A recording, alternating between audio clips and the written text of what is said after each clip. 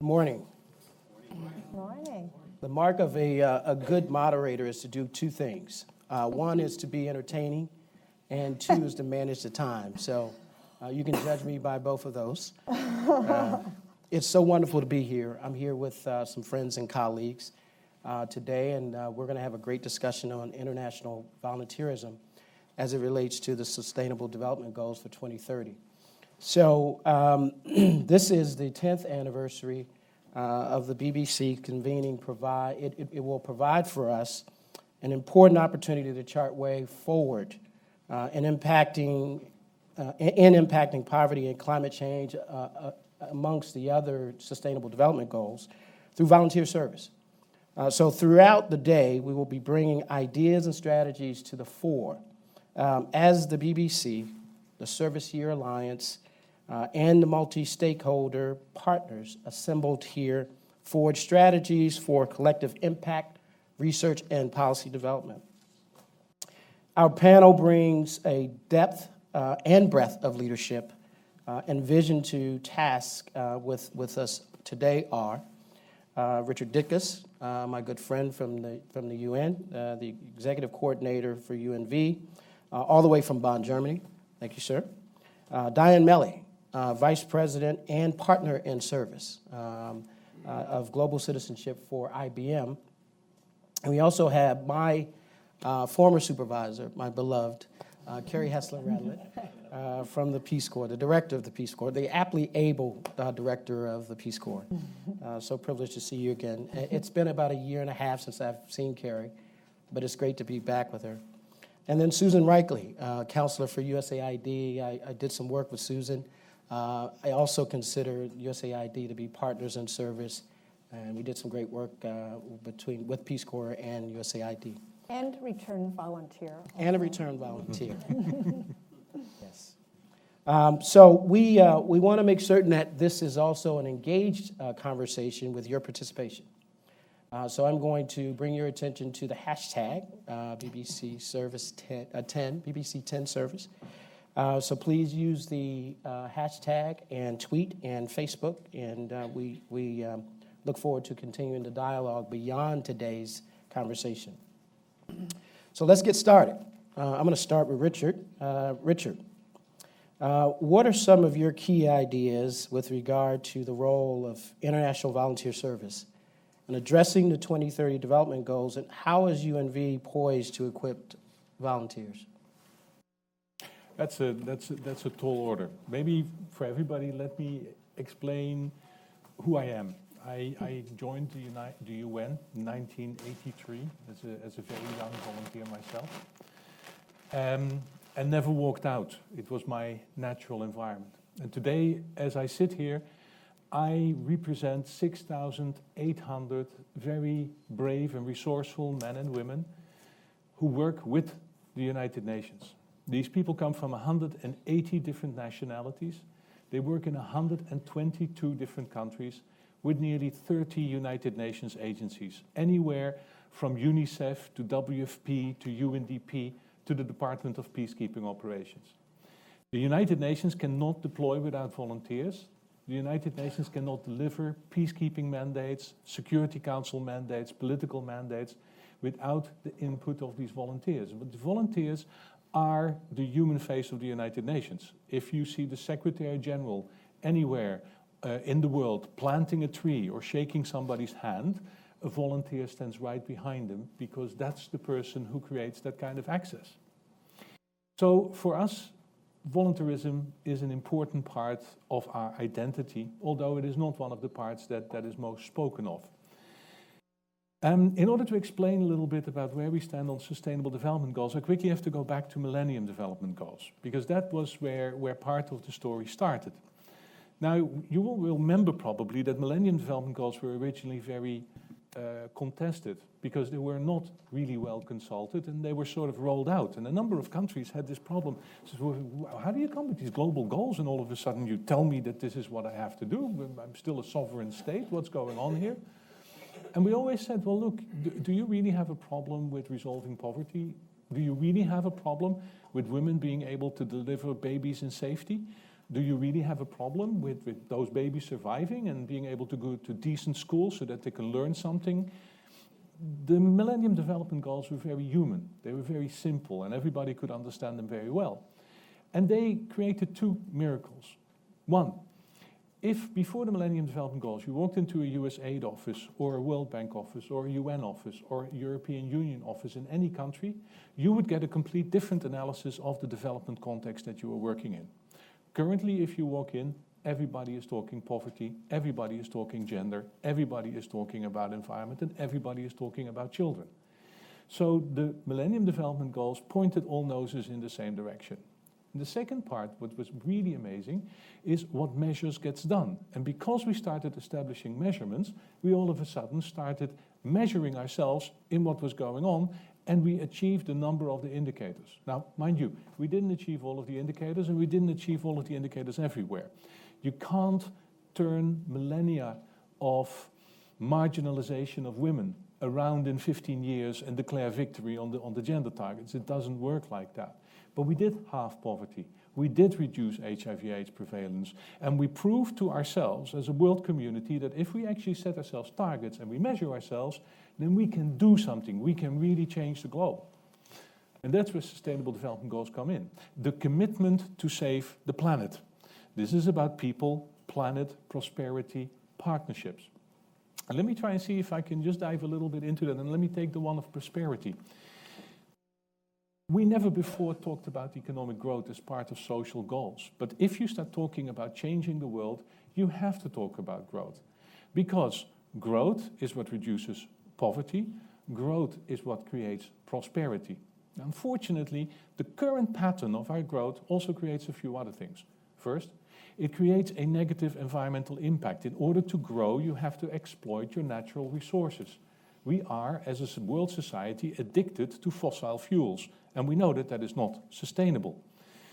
But not only that, the moment where you actually start reducing poverty, you create a new middle class. And what does the new middle class want? They want cars, they want air conditioners, they want refrigerators, and they immediately start increasing their carbon footprint. So actually, the current way in which we reduce poverty, the current way in which we economically develop ourselves, is creating actually our own worst nightmare, because that is ultimately a situation. And when you talk to the corporate sector, they're very clear about this. It makes no sense for us to continue to develop along the lines that we have now, where indeed everybody will be out of poverty, but nobody can drink the water or breathe the air. That is the trajectory that we are currently on. If you're Dutch, like me, you're also on the trajectory of disappearing below water, which is not necessarily a nice thing to do. My country will disappear for 70%. It's a nice country. I like it. I would like to go there.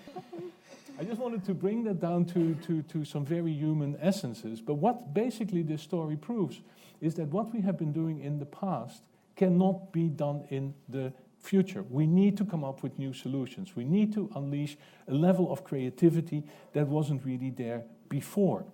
Because, and I hope you all like this, I like quoting this one, it's Einstein's definition of insanity. Keep doing the same thing and expect that the outcome will be different.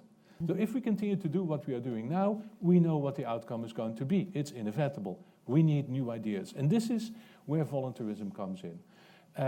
If we are going to be the generation that basically ends poverty, if we're going to be the generation that leaves no one behind, if we are going to unleash the transformative capacity of people to save the planet, we need volunteers, because you can't do it without volunteers. It is actually as simple as that. A few of these statistics. The United States of America annually mobilizes 62 million volunteers. They produce a value of about $170 million. Billion. So that means that if you wanted to get the same volunteer service, you need to pay and find $170 billion at the end of a global economic crisis that has affected everybody's budget. We're not at the time of the Millennium Development Goals where the world economy was growing and there was an enormous commitment to put lots of money into social causes. We're at the end of an economic crisis where everybody's belt has been tightened.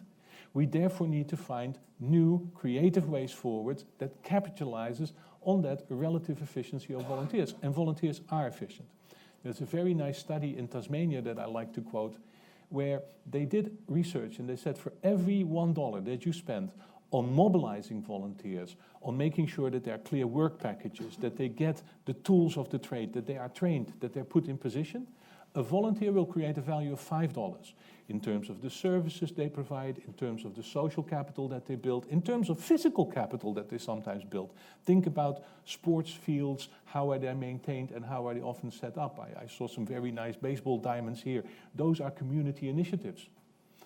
So that's what volunteers bring into society. So at a certain moment we have to realize that if we really want to bring volunteers in, we need to invest in the process of bringing volunteers in, because otherwise your $168 billion value is all over the place. It's an unguided missile. It doesn't arrive where it needs to arrive.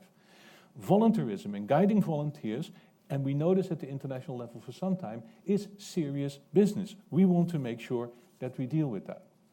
The second part of why volunteerism is extremely important deals with the issue of governance and accountability. You heard my friend Ahmed Al-Hindawi talk about the My World survey, in which nearly 10 million people now from all over the world have made a statement about the world that they want, concluding that the three most important things anywhere in the world, different sequences, governance, health, and education. That's what people want to see in their future society. Sometimes it's first health, second education, sometimes the other way around, but these three incessantly come up. But they came up in voting where half of them were mobilized by volunteers, where they took the questionnaire, translated it into local colloquium, carried it up in the mountain in Nepal, and made marginalized people who never ever had their opinion asked, made them vote and brought their voices forward. This is a hugely important process for the world. We need to bring the voices of the marginalized into the discussion. We need to bring the voices of young people into the discussion. Haha, you may say, but we already do this. Yes, you probably do this in the United States. Do you know that in Senegal, the average age of a young person, the average age of the population is 19. The average age of a cabinet member is 72. Mm-hmm. That is a problem. And that's a real problem. We need to surface these voices of young people. And again, volunteerism is a way to do this. Volunteerism is a way in which you can put new and additional accountability mechanisms in place, whereby people get to speak their mind, participate in decision-making, and participate in implementation. And that's where UNV comes in. That's where the Peace Corps comes in. That is where we, with volunteers from all over the world, can become the catalysts. Volunteers, think of them as the amino acids of sustainable development goals. Thank you, Richard. That was a great statement. There's so much to unpack there, but I will be reminded that you helped us to understand that it was the Millennium Development Goals that really helped to raise the conscience of the world around some of our toughest problems. So perhaps we'll have some time to talk more about that. And then also the thing that I found striking in your comments was the need for the investment, the conversation about making the investment for volunteerism. So we appreciate that. Diane, our good friend from IBM. So over 10 years, the Building Bridges Coalition has been connecting with corporations around key development goals and issues. Highlight for us, if you will, some of the corporate service trends that you're seeing in the space, those that you've witnessed and those that you've implemented at IBM. You can share your thoughts on that. Great. Good morning, everyone. And Corey, it's really an honor to be here with such distinguished leaders in service. And as the General said, I think it is part of the core culture at IBM and in the blood of all of us here. So, David, congratulations to the BBC on your 10th anniversary and to all the great work that you and all the members, companies, and organizations are doing. So wonderful. I remember being here 10 years ago, and at the time we had just launched our on-demand community, which is our global volunteerism initiative. And I'm proud to say that today we're now at 280,000 of our close to 400,000 IBMers in 130 countries who are actively engaged, leveraging their skills in support of their community. We've also had over 5,000 IBM employees in a hybrid, what we call our corporate service corps model, which is part leadership and part skills-based volunteerism. These 5,000 employees have traveled to over 60 countries around the world, again, dedicating their skills. So, IBM, it's in our culture, but what I want to talk to you about today is that companies all around the world are really stepping up, and there is tremendous momentum that has been occurring over these last 10 years in terms of how the corporate sector is engaging their employees and how they are committing their resources, in particular to helping to achieve the Sustainable Development Goals. So I'm going to highlight 3 trends and then give you some great examples of what's happening with something called Impact 2030. And so 10 years ago when we were in this room, it was really hard to find companies that were really embracing pro bono service and skills-based volunteering.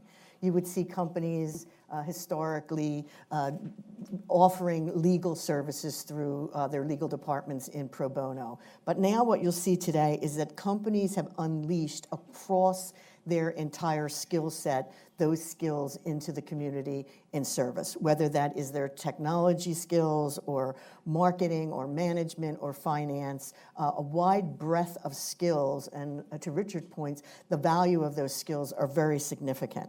The Points of Light in the last several years had launched something called Billion Plus Change. That was companies coming together to offer over $1 billion worth of service into the community. And 50% of all companies that are doing service are now doing some form of pro bono service. This is not just a feel-good set of activities. There is really around the world a talent war for companies, that we are really engaged in very intense competition to attract the best talent to our company. So I think, as the General said, young people, future employees are really demanding of companies that we provide the opportunity for them to engage in using their skills in a very powerful way. Companies that offer skills-based volunteering and opportunities for community engagement are really winning in that talent war and are not only just attracting but also being much more successful in retaining those employees. The second trend, companies are focusing on social issues that align to their core business agenda.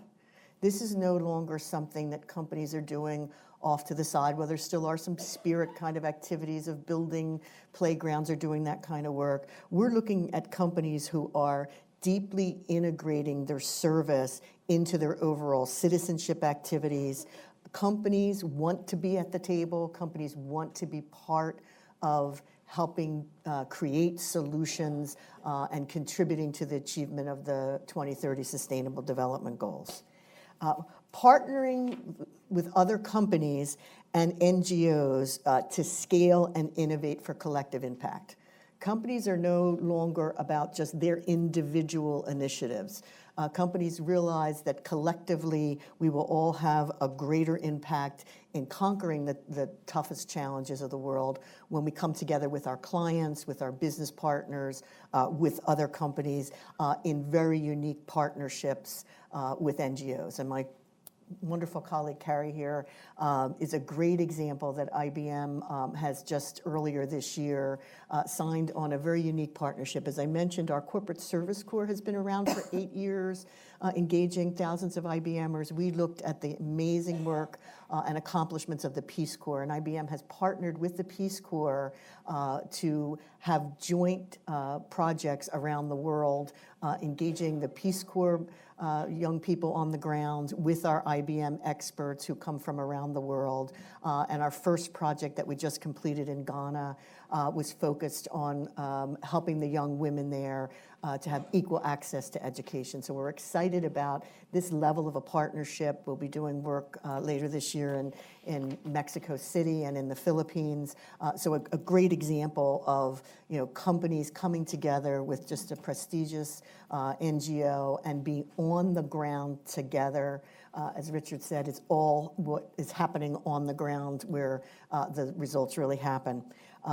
Looking collectively at companies and a very unique opportunity for companies to engage together is in something called Impact 2030.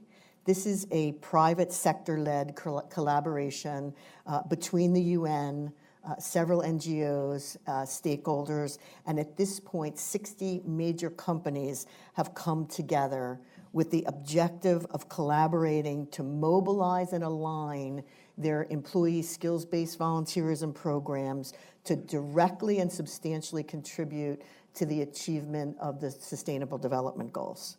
And so this group of companies, which is at this point just exploding and continuing to grow, we expect to have thousands of companies. This is something that has happened. I know you were very involved in it, Richard. We're around the world. This is companies from around the world coming together with 4 objectives. The first, to promote awareness of the goals, to really make sure that they are a voice that is loud and clearly communicating what the Sustainable Development Goals are, that their employees and the members in their community understand what those goals mean and how they can be translated and acted upon in their local communities. It's an opportunity for cross-sector collaboration and cross-industry collaboration.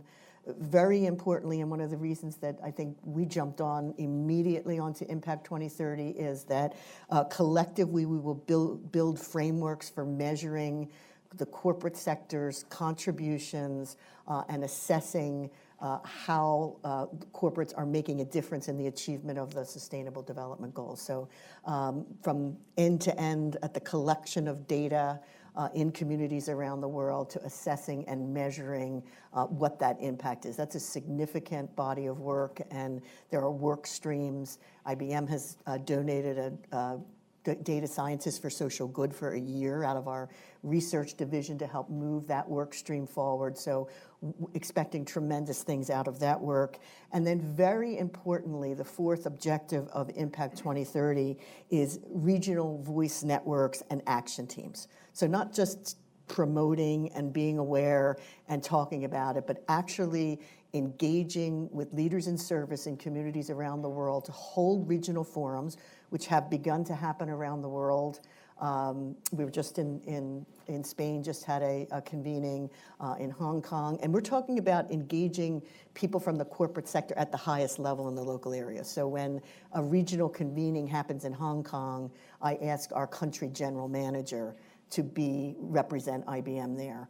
And companies are doing that all over the world. So these action teams will first have corporations mapping their particular interest, again, their social issues and their corporate initiative to the goals, and then move forward in action. And I think that's one of the things we'd like to do this afternoon in our working session, is really begin to move some of the work forward in terms of how corporations can partner with different parts of the UN and other major NGOs to really make a difference. And so looking forward to the conversation today, Corey. Diane, thank you so much. IBM is clearly a leader in the space, and we certainly, as a member of the Peace Corps community, former associate director and also board member with National Peace Corps Association, I certainly appreciate the partnership. And I will tell you that I had the occasion of joining Impact 2030 on the floor of the UN a few years ago, and I will tell you that the commitment is absolutely real.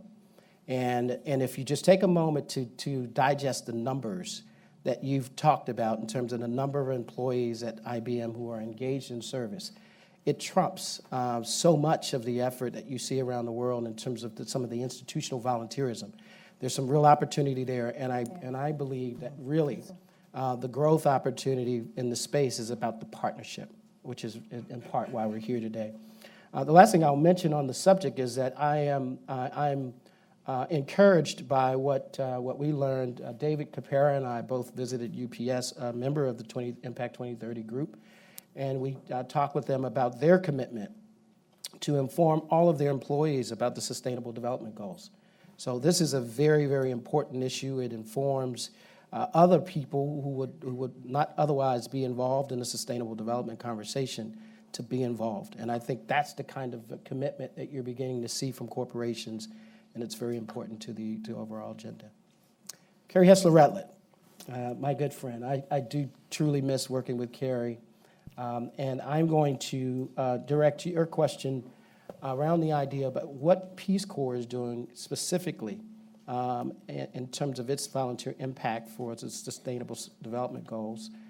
We certainly did an awful lot of work around partnership, and I'm reminded of the conversation we had that emanated from Peace Corps' involvement and IFCO and some of the international volunteer bodies around the role that Peace Corps should have in engaging volunteerism against the Sustainable Development Goals. So can you talk a little bit more about what Peace Corps' role is in that? Sure, absolutely. Thank you, Corey, and thanks to all of you for being here. We basically do it in three ways. We are positioned for impact in three different ways. The first is the way that I think we're most known for. It's the amino acids of the SDGs. It's the community development work. I like that. I'm going to use that quote in the future. So we equip our volunteers to be catalysts of community-led change. So that's number one. The second is that we are working very hard in the communities in which we serve internationally overseas, 65 countries around the world, to foster volunteerism. That's a main strategy of ours. And then the third is something that we're doing very closely with the Building Bridges Coalition, with all of you, with IBM, with UNV, and that is exactly what we heard Stan McChrystal talk about. It's trying to create a culture of national service back here. I also want to mention our very good friends at the Corporation for National and Community Service. So those are our three strategies. I want to talk specifically, though, about the work that Peace Corps is best known for because it is our bread and butter. And that is equipping our volunteers to do the important work that they do overseas. Because I really believe that we are the amino acids or volunteers are the amino acids of the SDGs. As I looked at the 17 SDGs, I see that Peace Corps volunteers and their communities are directly working on more than half of those SDGs at the community level. We are there at the invitation of our community. We are there to help them to build local capacity, both individual and institutional capacity, to achieve their own community development goals, so their own SDG targets at the community level. Our model is a model of integration. So Stan McChrystal's example of the general who stood out with them in the rain resonated really closely with me because our volunteers live among the people they serve. They live in the same houses, they eat the same food, they exist on the same subsistence allowance. And it is that close proximity that gives them the understanding that they need to really be able to build local capacity, but also the credibility within the community to be change agents. We work in partnership. That is our primary strategy. I would say there are two strategies that we use. First is partnership, and you heard an example of IBM. We also work with UNV.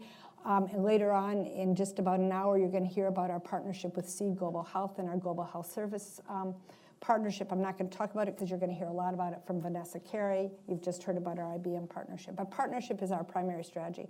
And then the second way we position ourselves for impact is by giving our volunteers the skills and tools that are based on evidence. So we have proven through evidence to be most effective at achieving development results. And so they work side by side with their communities to equip the communities with best practice tools that they can use to effect change, the change that they want to see within their own community. And we spend a lot of time also working with our communities to help them to be able to monitor and evaluate the impact of their own work. By working at the last mile, which is where we work, and in working in partnership with others, we can make sure that the development investments of big organizations like USAID are owned by the community, are implemented correctly at the community level, are monitored and evaluated and sustained over time. So I want to just give an example because I think that's maybe what's most useful. Are there any people here who were at the USGLC meeting yesterday?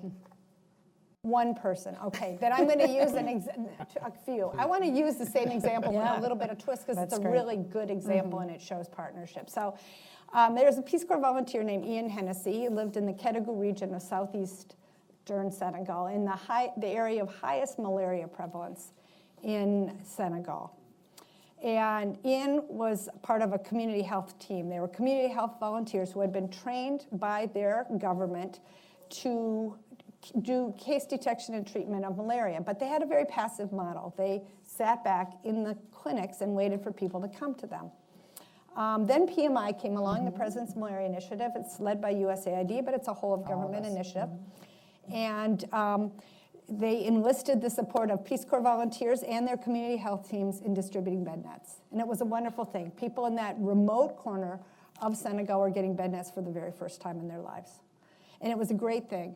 And Ian and Sheikh, his best friend, who is the head of this community health team, felt very good about this work that they had done in distributing bed nets. The apple of Ian's eye was this little girl named Jenaba, who's 4 years old, was Sheikh's niece, and he used to spend all his free time over at Sheikh's house, and he loved Jenaba. And about a week after they finished that bed net distribution, Jenaba came down with a fever. And 3 days later, she died of cerebral malaria. And they were heartbroken. They were community health workers. She was starting to sleep under a bed net, but she died. And they realized that they needed much more. The community realized that they needed much more. So the community came together, led by Sheikh, and identified a new way of looking at things, an innovative way, and it didn't involve technology. It was a new way of doing their work, which is instead of waiting for people to come to their community to get malaria treatment, they were going to be going out to the community, doing proactive case detection and treatment, meaning that once a week, they would visit every single house in their community and ask people if they were experiencing signs or symptoms of malaria, headache, fever, nausea. And if they were, they would use a rapid diagnostic test kit to diagnose malaria if they had it. And if they had simple malaria, they would treat it immediately on the spot because their government allowed them to do that. And if not, they would accompany them to the hospital if they had severe malaria. Because there was a latent reservoir of malaria. People were so used to living with malaria that they never sought treatment until they were close to death. And by that time, especially if you're under the age of 5, it's often too late.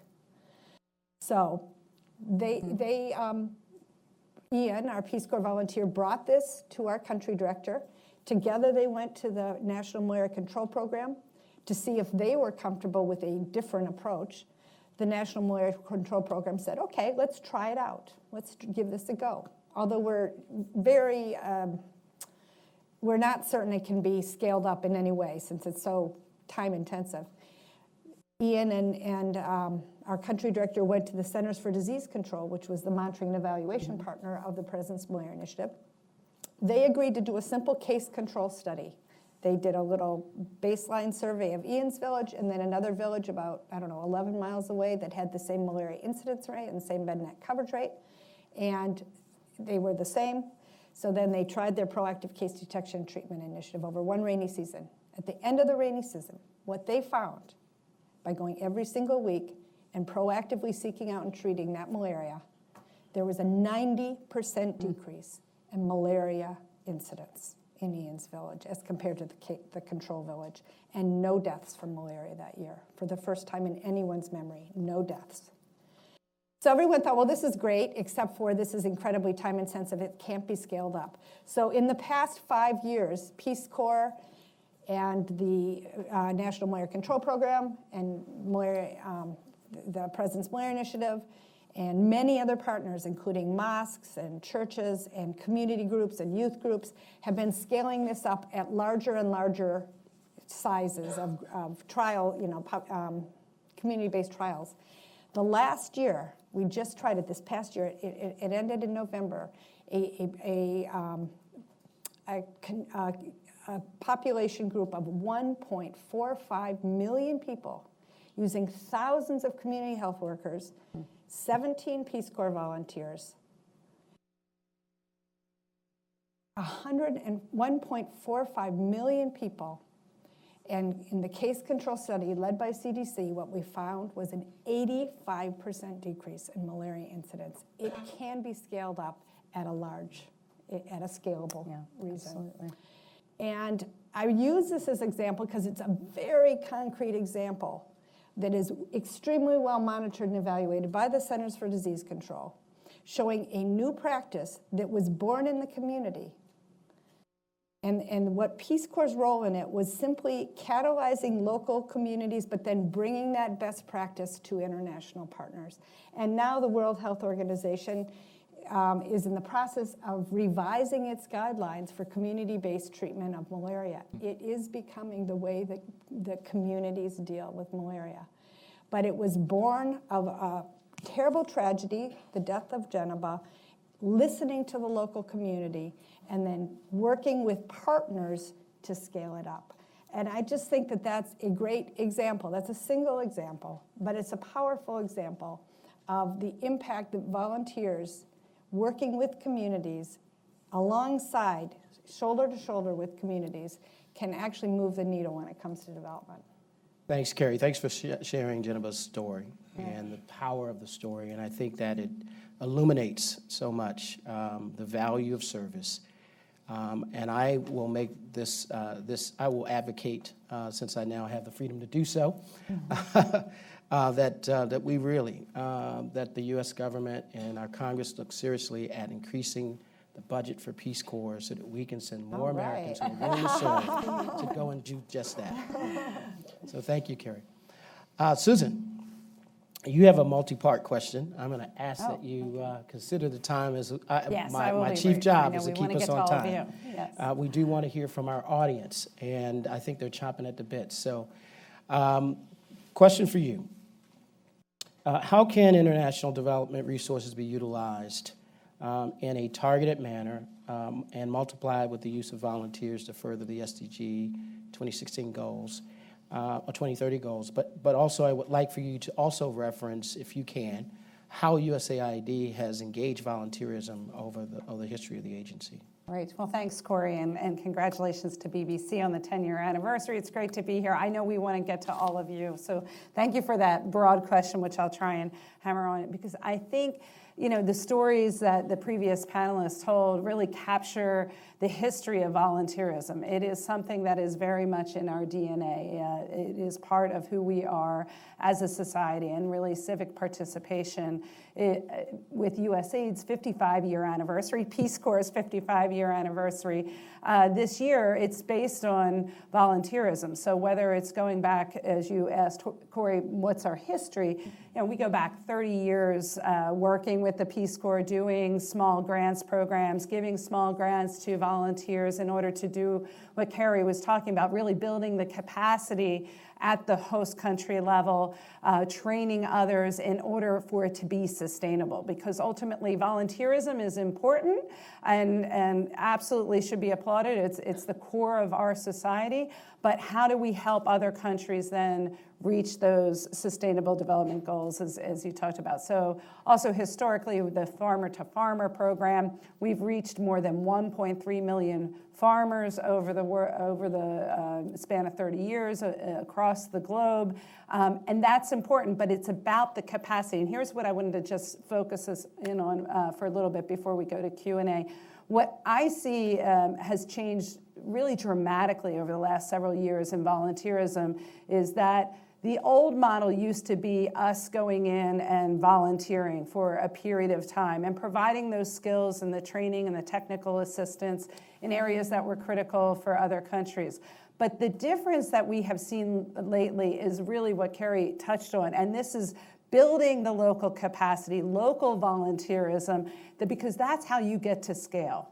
That's ultimately, as volunteerism takes hold in other countries, and the President's Malaria Initiative, I think, is a great example of that, where instead of us just coming in as volunteers with bed nets and providing the technical assistance and the training, catalyzing these communities in order for them to take hold of their future, because they ultimately want a better future for their children, getting to the issue of youth. So whether it's in Senegal or in Madagascar, where just over the last 3 years under the President's Malaria Initiative, we've trained 15,000 volunteers.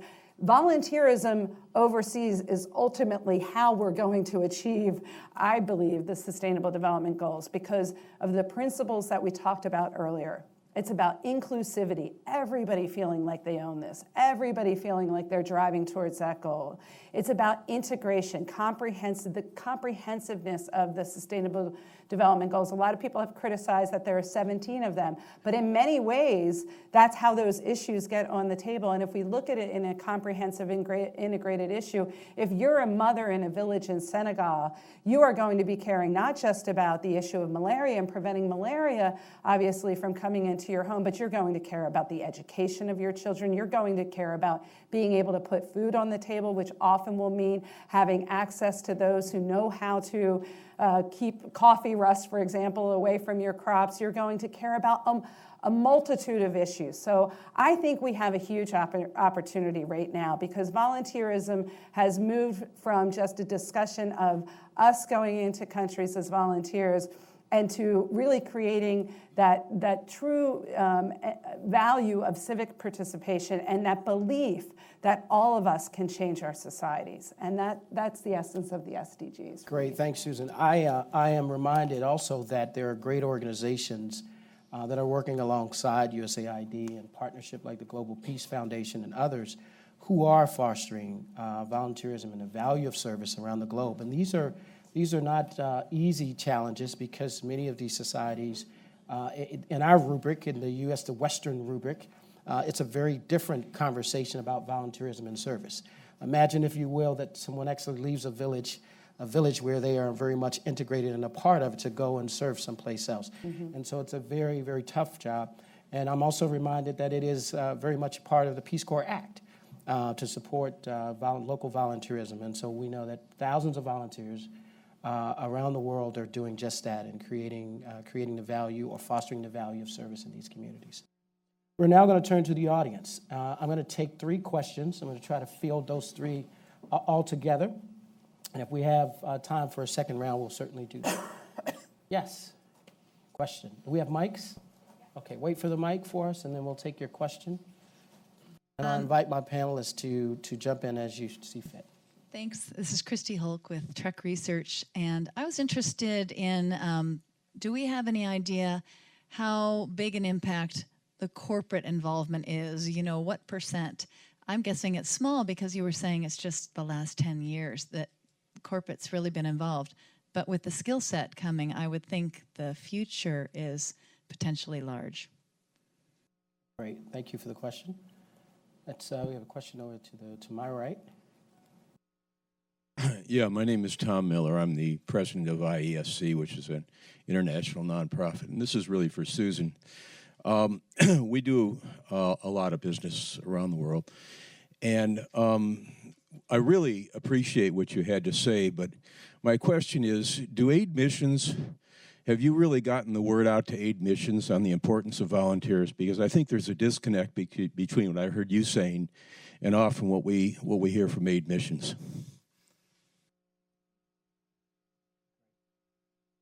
And we have a question up front. Raise your hand high. Okay, great. Okay.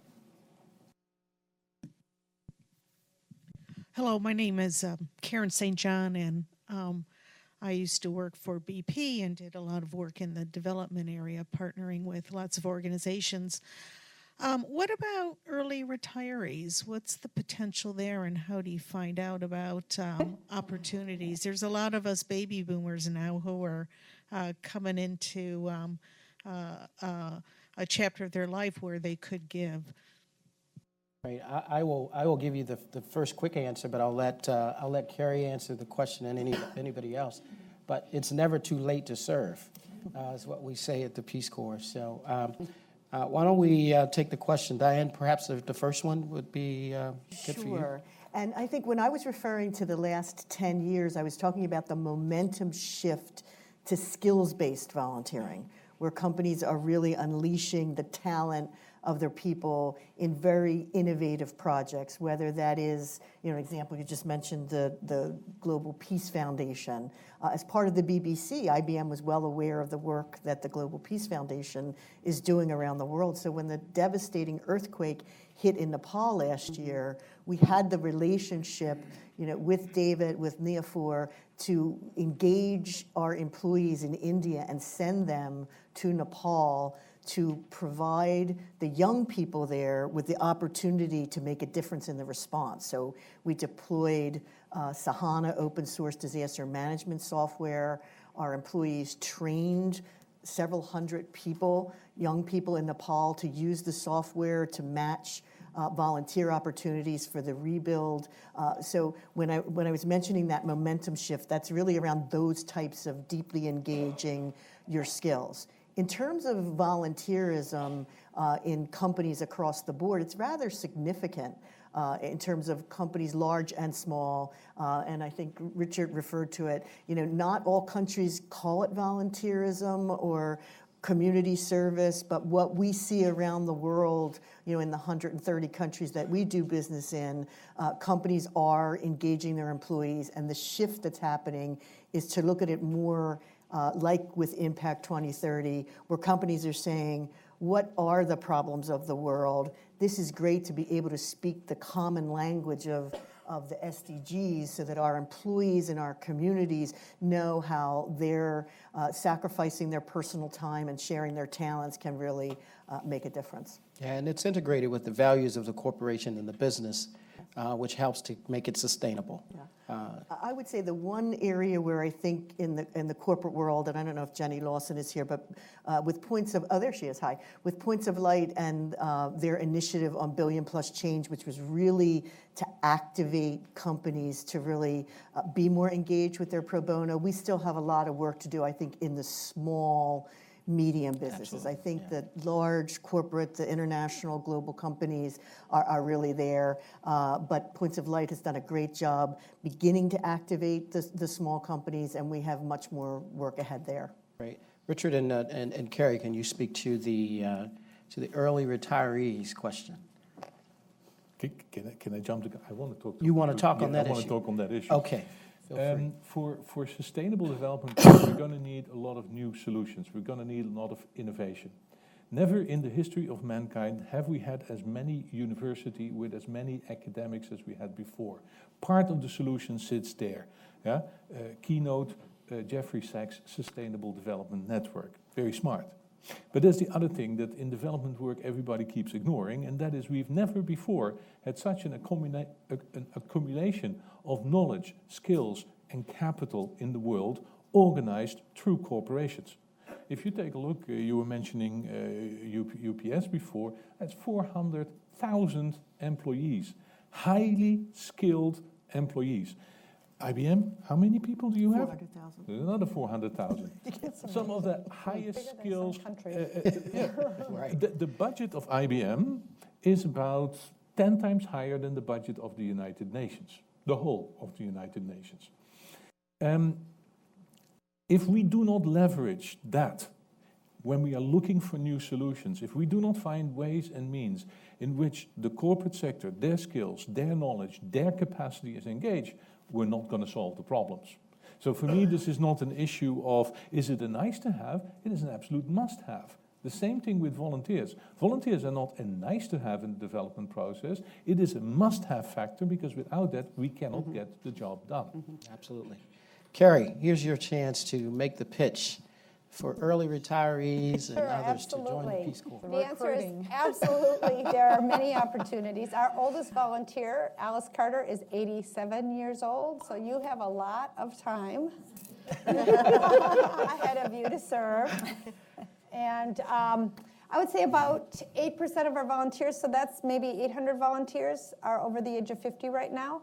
We love our older volunteers. They bring maturity, job skills, life's wisdom with them. They are, age is venerated in many of the countries in which they work, and also they're a wonderful balance with our younger volunteers. So we are very committed to recruiting as many what we call 50-plussers as we can. We've created some fabulous partnerships with AARP and Rotary to try to engage their major audiences in our recruitment effort. So yeah, absolutely, there are plenty. And then we also have, here's an opportunity for me to plug Peace Corps Response, which is our shorter term program. It's anywhere from 3 months to 1 year, and these are higher skilled jobs, basically. These are assignments that are really tailored for someone who has significant life and work experience. So we have about 400 of those a year, and most of those are, I would say, over the age of 40 because of the requirements, skill requirements. Diane, you want to? Yes, and there's been a lot of studies done on millennials and their engagement in service, so I'm really glad to hear a question asked about retirees. And, you know, IBM has recognized for a long time the very important role that retirees play. You know, at IBM, as you said, Richard, it's highly skilled people with really intense work schedules, and then they retire. And they are looking for ways to really engage. So we've got, you know, the perfect mix in terms of incredible talent, incredible energy, and the passion and desire, having been engaged in service throughout their careers, to now do something really powerful and meaningful. So, you know, as part of our on-demand community at IBM, we see retirees logging 3 hours to every 1 hour of a regular employee. Yeah. I mean, I guess that's obvious, but our research shows that they want to engage in board service and sustained commitment. So we are taking advantage of that around the world, activating our retiree networks. Germany is one of our most successful retiree communities in terms of their engagement in the community. So definitely assets and resources that we should leverage as we move forward. And this conversation is not to leave out the mid-career people who have sabbaticals, who can serve in many capacities. And also, well, maybe just to answer that question, yeah, because I think it really echoes a lot of what the panelists said, that, you know, one of our mantras at USAID, and I have to credit our former Deputy Administrator, Don Steinberg, the mantra is nothing about them without them.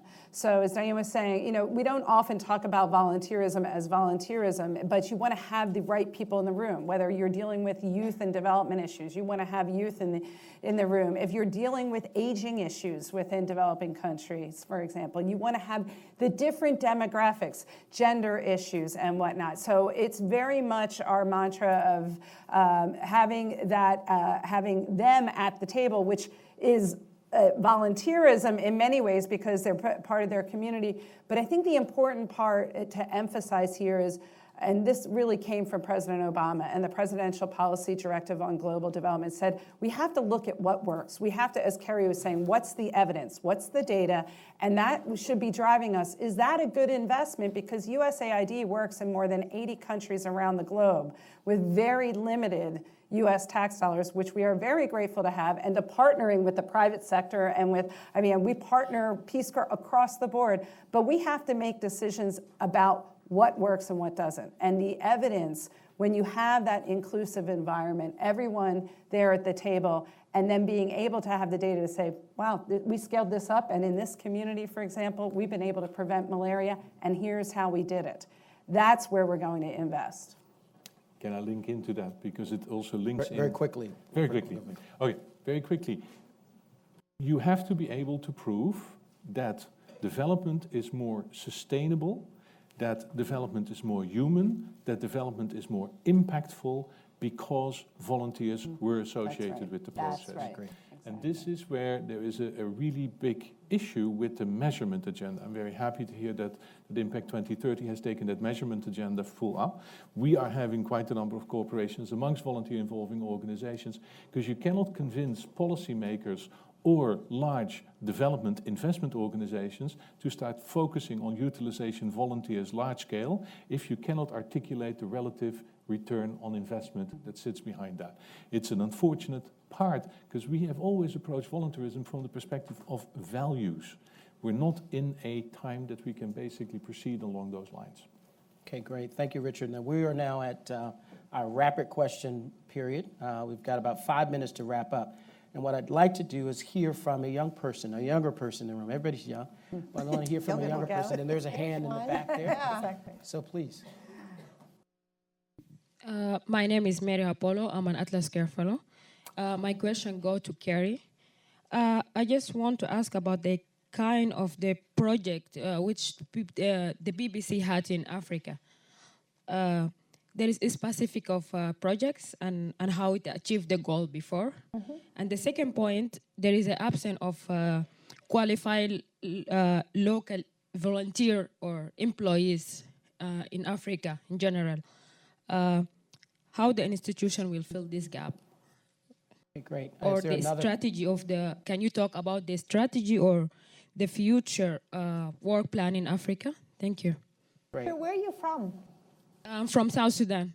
South Sudan, how wonderful. Well, Atlas Corps is such a wonderful organization. Scott Beal here, you're going to hear from him in a few moments. A wonderful, wonderful program, and I'm thrilled to have you ask me that question.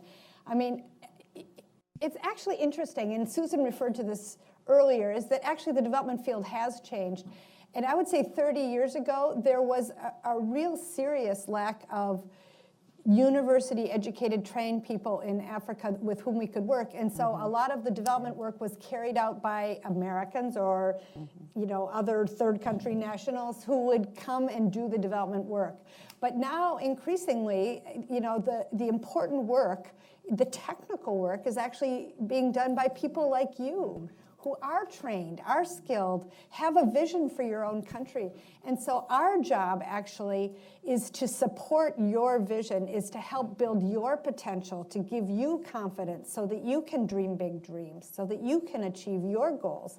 You are far better expert on what is needed in South Sudan than I could be, no matter how educated, how much I've studied.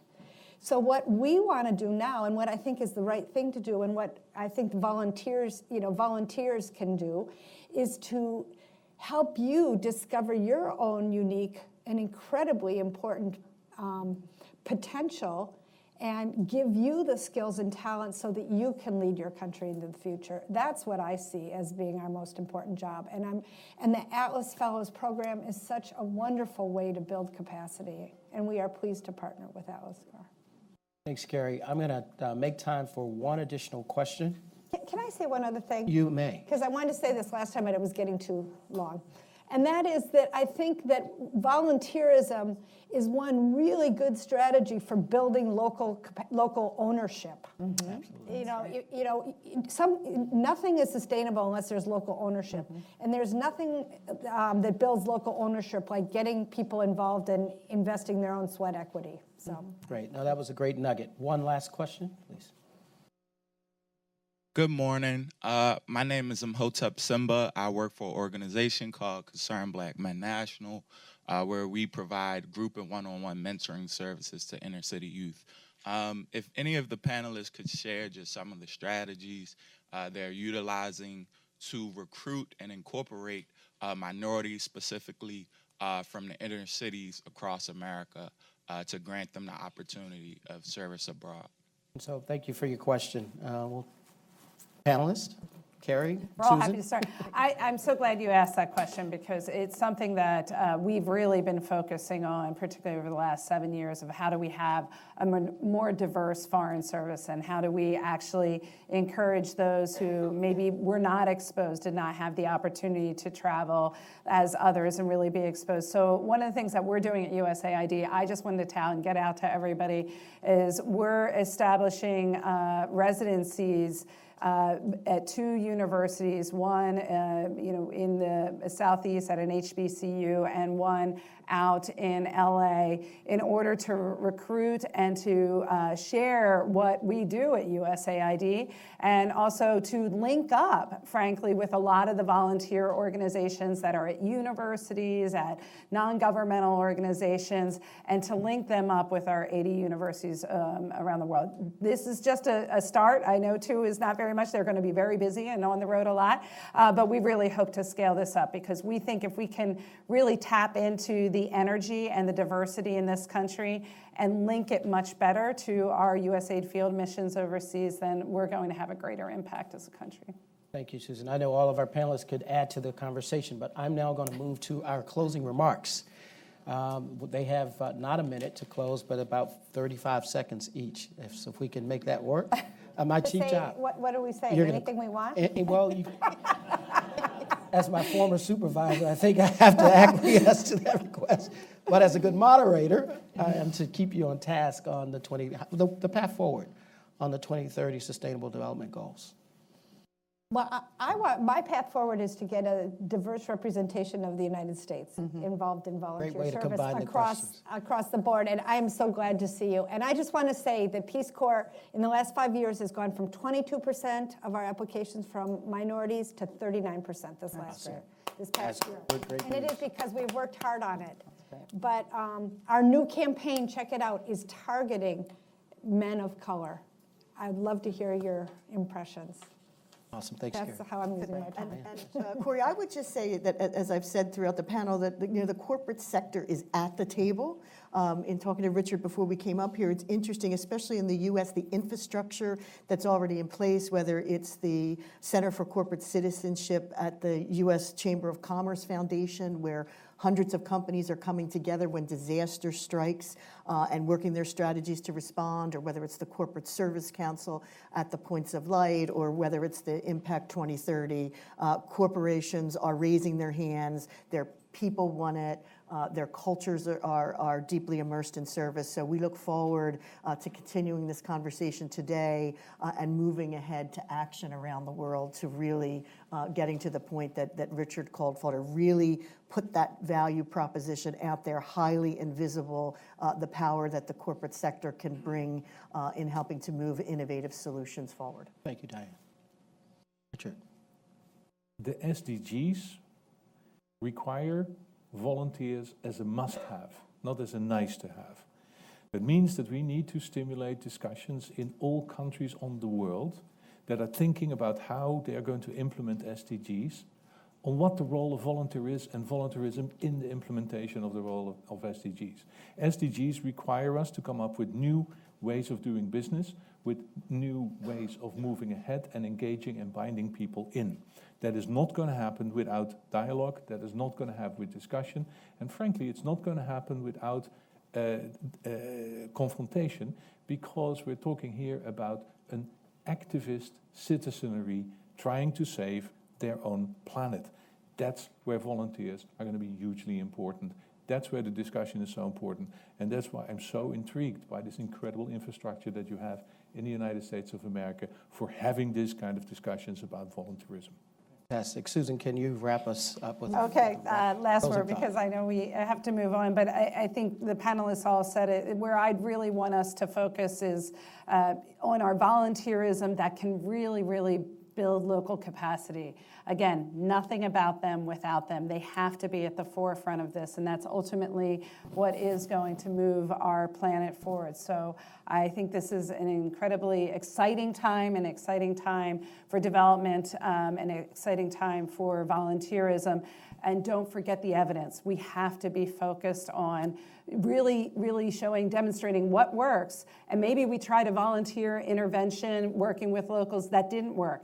Let's learn from that failure. Let's share those lessons learned to move forward, because 2030 is going to be around the corner before we know it. You're dating me way too fast here. Well, I have the privilege of the closing thought on the conversation. So I hope that what you see here is a representation of exactly what has to happen in order for us to make an impact against the 2030 goals. It's the partnership of agency, of institutions, of corporations, and individuals working together in the commitment for international volunteer service.